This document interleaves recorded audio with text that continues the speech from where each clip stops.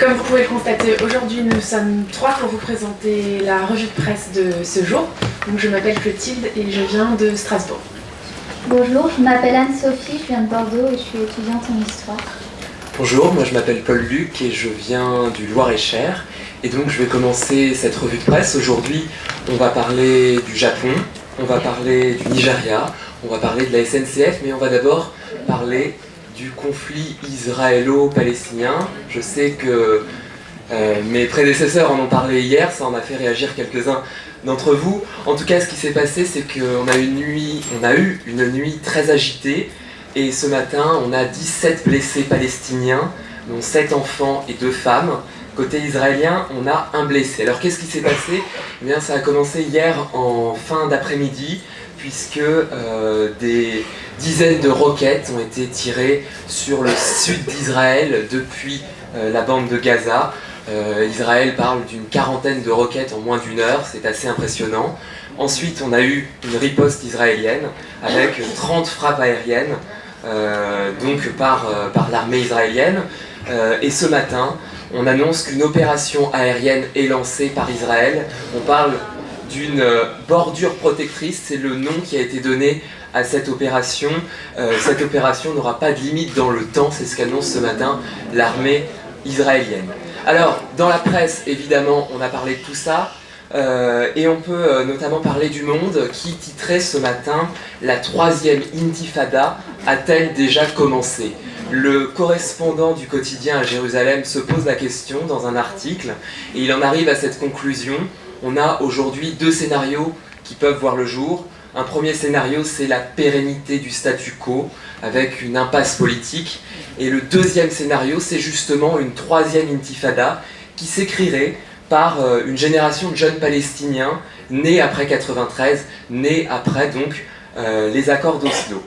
Dans Libération, on s'intéresse à un autre point de vue sur la chose, et c'est notamment les conséquences politiques en Israël de cette crise. L'article s'intitule « La crise sécuritaire mine le gouvernement israélien », puisqu'il faut savoir qu'aujourd'hui on a un désaccord entre le Premier ministre israélien Benjamin Netanyahou et son ministre des Affaires étrangères qui lui veut carrément réoccuper la bande de Gaza. Donc on a des conséquences aussi sur l'équilibre de la coalition israélienne au pouvoir. Et enfin, pour terminer sur ce conflit israélo-palestinien, je terminerai en vous citant La Croix. La Croix qui fait sa une sur ce sujet ce matin, La Croix qui s'intéresse aux Arabes israéliens écartelés, c'est le titre du quotidien. Et dans son éditorial, Jean-Christophe Ploquin lance un appel. Il lance un appel au réveil des modérés des 2 camps, puisque selon lui, ce sont des organisations minoritaires très actives qui sont responsables du climat et de la tension actuelle.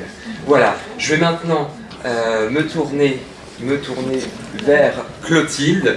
Clotilde, on va prendre... Je me suis trompé de côté, excusez-moi. Avec Clotilde, on va prendre la direction de l'Afrique et on va voir une bonne nouvelle, et je pense que ça fait du bien.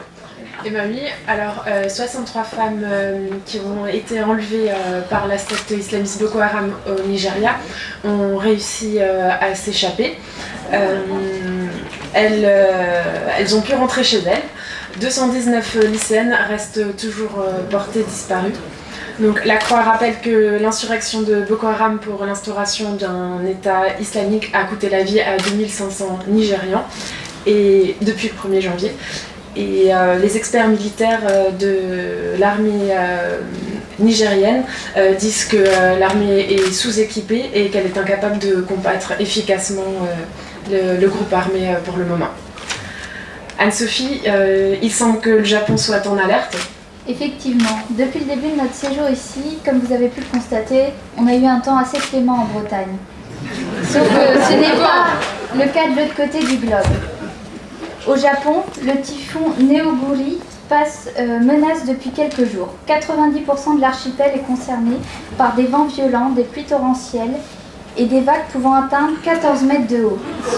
Selon l'agence France Presse, 500 000 personnes, dont 138 600 habitants, de la ville d'Okinawa, sur une île au sud de l'archipel, sont invitées à évacuer leur maison.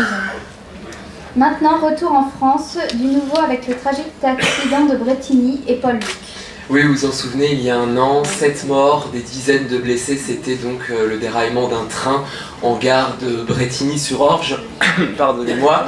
Et aujourd'hui, on a du nouveau, enfin plutôt hier, puisqu'un rapport est sorti dans la presse, et c'est un rapport accablant pour la SNCF. Alors, qu'est-ce qu'il dit ce rapport? Eh bien, il dit tout simplement qu'il y a eu une accumulation de négligences et que ces négligences sont responsables du déraillement. Plus de 200 anomalies ont été observées, 211 anomalies exactement, et la plupart étaient connues de la SNCF. Donc, la formation des agents est remise en cause, la maintenance est remise en cause. Ce matin, Libération titrait « Les vices de la SNCF ».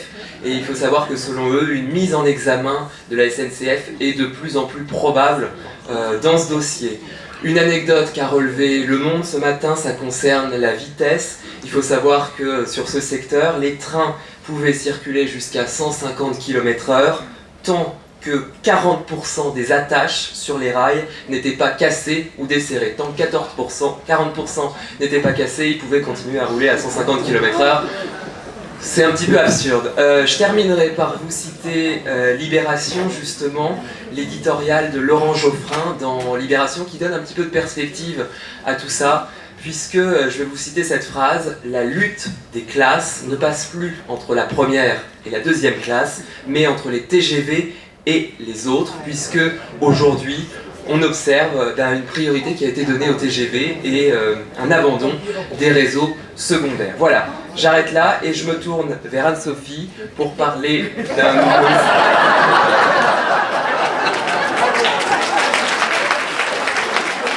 Toutes mes excuses, c'est un peu le stress. Donc avec Anne-Sophie, on va parler d'un dossier éminemment politique, c'est la réforme territoriale et je crois que ça va intéresser certains d'entre vous. Vers une fusion des régions Bretagne-Pays de Loire. C'est ce que nous avons pu lire ce matin sur le site internet de Ouest France. L'ex-premier ministre Jean-Marc Ayrault et ancien maire de Nantes et 17 parlementaires des Pays de Loire ont signé un appel à la fusion des deux régions. Une bonne entente loin d'être le cas partout. Mercredi, l'Assemblée nationale débattra pour une nouvelle carte des régions dans laquelle le Limousin serait rattaché à l'Aquitaine. Le Limousin se détacherait alors de la grande région formée avec le centre et le Poitou-Charentes. Le maire de Tulle, Bernard Combes, conseiller de François Hollande à l'Élysée, plaide pour cette fusion avec l'Aquitaine. Pourtant, d'après Sud-Ouest, 69% des Aquitains rejettent le rattachement avec le Limousin, alors qu'ils sont favorables au rattachement du Poitou-Charentes. Et nous passons au point sur l'actu sport avec Clotilde. Alors Clotilde, comment s'annonce le match de ce soir? Eh bien, la guerre des étoiles, c'est le titre qu'a donné ce matin l'équipe pour sa une. Donc le Brésil affrontera l'Allemagne en demi-finale pour la Coupe du Monde. Le quotidien sportif rappelle que les deux équipes cumulent à ce jour 8 titres de champion du monde. Et à quelle heure le match? À 22h sur TF1. Alors moi j'ai une autre question, où en est-on du Tour de France? Qu'est-ce que ça donne? Eh bien, Marcel Kittel est le grand vainqueur de la 3e étape qui s'est terminée hier à Londres sous une pluie diluvienne. Aujourd'hui, le Tour de France arrive dans l'Hexagone. Il est parti du Touquet ce matin et arrivera dans la métropole lilloise ce soir. Voilà, on vous remercie de nous avoir écoutés.